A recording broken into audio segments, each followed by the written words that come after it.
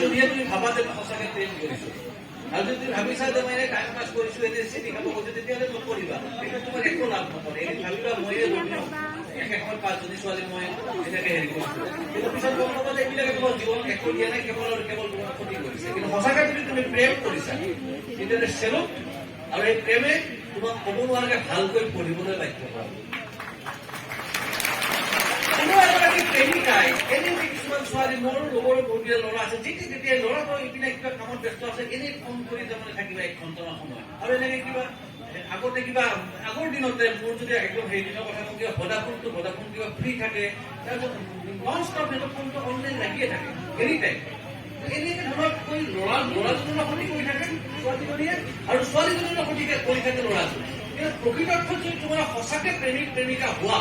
তেতিয়াহ'লে তুমি তোমাৰ ল'ৰাজনৰ ক্ষতি হোৱা কাম কৰিবা জানো তুমি তোমাৰ ভালপোৱা ছোৱালীজনীৰ ক্ষতি হোৱা কাম কৰিবা জানো তাক পঢ়াৰ সময়ত পঢ়িবলৈ দিবা তাক খোৱাৰ সময়ত শুবলৈ দিবা এনেই যেতিয়া ৰাতি 2টা 1টা বজালৈকে আমিতো মোৰ এজন ৰুমমেট আছিলে সি 24/7 এনি টাইম তাৰমানে ফোন তেনেকৈ লগাই থাকে আৰু ভডাফোন কিবা তেনেকুৱা আগতে কিবা হেৰি আছিলে তো ফ্ৰী কৰি লৈছে লৈ পেলাই নন ষ্টপ এনেকৈ কথা পাতি থাকে আৰু মই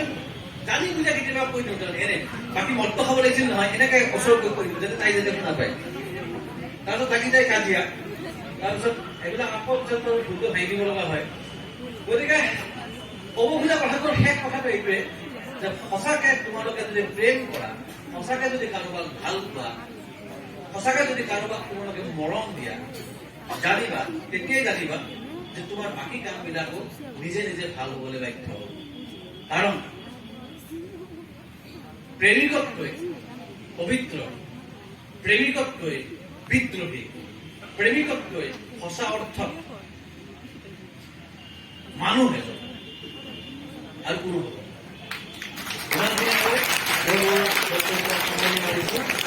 আৰু বাকী কোনোবাই ইয়াতে পুৰস্কাৰ পাবা কোনোবাই পুৰস্কাৰ নাপাবা পুৰস্কাৰ পোৱা নোপোৱাটো ডাঙৰ কথা একেবাৰে নহয় এইকাৰণে ডাঙৰ কথা নহয় এই যে মেডেলবিলাক পোৱা যায় কিবা কাপ চাপ এইবিলাক যে পোৱা যায় এইবিলাক টেবুলৰ কোনোবা এটা চুকত পৰি থাকে তাত ধূলি লাগি যায় কিন্তু মনত থাকি যায় স্মৃতি যে BIS কলেজত আমি পঢ়ি থাকোঁতে এনেকৈ আমি সাংস্কৃতিক শোভাযাত্ৰা কৰিছিলোঁ এনেকৈ আমি গান গাইছিলোঁ এনেকৈ আমি নাটক কৰিছিলোঁ